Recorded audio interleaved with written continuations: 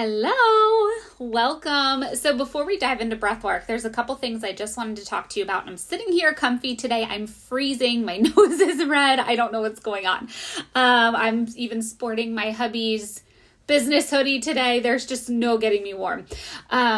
Anyhow, so let's talk about the power of the breath. So the breath, I'm sure you've heard this before. The breath is our life force, our prana, that vital energy that moves through us. And think about it. If we stop breathing and oxygen stops being delivered through the body, we know what happens. Well, sorry about that. Well, what ends up happening is as you're breathing, and especially when you're using intention behind the breath, as you're breathing, we are moving energy through the mind, through the heart, through the body, out through our energetic space surrounding us, what some might know as the aura or the energetic body. So when we are moving breath with intention and we are directing it and giving it a place to go, there's so much power behind that. Now, a lot of people have heard of, there's different styles of breath. There's Kundalini breathing, there's shamanic breathing, there's the Wim Hof style, right? Like that holotropic breathing. There's also gentle breathing. There's different terms for that, whether it be restorative or mindful breathing. There's a lot of different terms floating around right now. And let's face it, guys, mostly that's because there's a lot of people out there that are breathwork facilitators or meditation facilitators. And in order to stand out from the rest, people will start renaming their things to match their brand. And I'm sharing that with you because I just want you to know that you might see a lot of different things and think, ooh, I want to know what shamanic breathing is, or ooh, I want to know what transformational breathing is, or I want to know what restorative breathing is. And the thing is that they're all bunched into the same types of style of breathing. So understanding the different types, understanding what works for you. And this is why my personal favorite is what's known as mindful breathing or restorative breathing. It's really, or even intuitive breathing is really what I call it, because it's really about connecting with yourself, breathing in a way that feels good to you.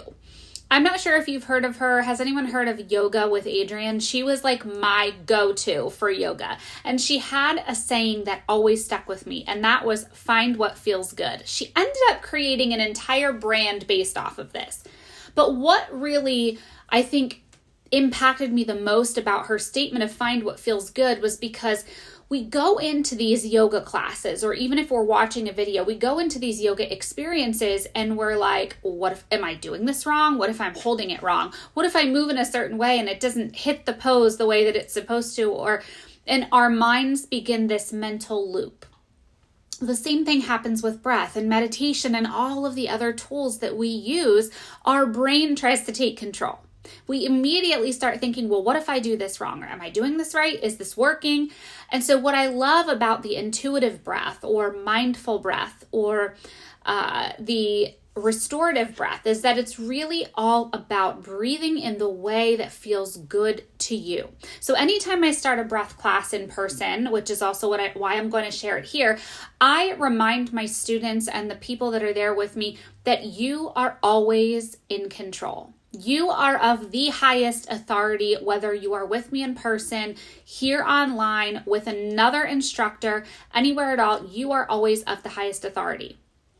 And there's this dance that we do between, I really want to push myself and experience that transformation. I want to have this powerful experience, but also knowing our limits and knowing what our body needs in the moment. So if you are someone who gets a monthly cycle, that is a time of month where you don't want to really go into that holotropic breathing, that like near panic attack feeling as you're breathing where the body can tighten up and you can have muscle cramping and things like that. That's not the time to do that. Another time you would not want to do a breath work like that is if you're pregnant. Also, if you have cardiovascular or neurological issues or conditions, you don't want to breathe in that way, because what it's doing is it is really sending power quickly throughout the organs. Now, if you are not pregnant, you're not on your cycle, you are in perfect sound mind and body, then it is safer for you to go into those experiences. For me, myself, my personal favorite is really to breathe in a way that soothes me, to really breathe in a way that I can feel that flow of energy moving through me at a steady and safe pace. Now, I'm going to be leading you through a few different styles of breath throughout this membership. You're going to notice there are a lot of different styles of breathing that we do. We'll do different counts of breath, and we'll breathe in longer than we breathe out, and we'll breathe out longer than we breathe in, and we'll hold for different times. There are many where I even combine the visuals of sacred geometry, and I talk about numerology and different things along with that to make it a really incredible experience for you.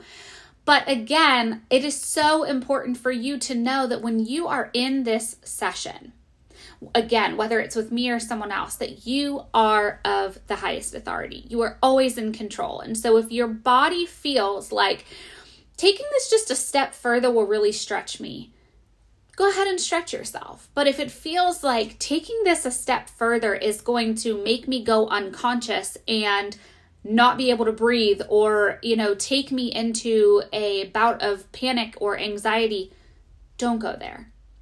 And on the flip side of that, if you're breathing slowly with me and you feel like I'm ready to slow it down, or I'm ready to speed this up, this is not giving me what I need from this, you are invited to deepen that and speed that up, put a little more power behind it. I prefer to breathe in a way where I can hear my breath. You can hear my breath if you're near me. So if I'm doing an inhale in and an exhale out, it's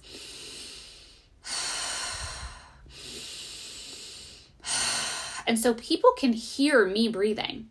However, when I do breathwork sessions in person, I can have 8 to 10 to 12 people in the room with me, and I might not hear breathing at all. And they're all doing this breath cycle with me. And that's because what feels good and soothing to them in that moment is to have a more calm and steady breath, something that's more intimate and personal, not something that's as powerful and creating this sound or vibration throughout the room.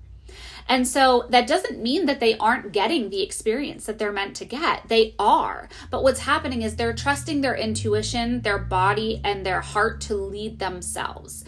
I am a guide or a facilitator. I am delivering the information. 9.9 times out of 10, I'm channeling this information and these experiences. So when I begin a breathwork session, I don't know what's going to happen all the time.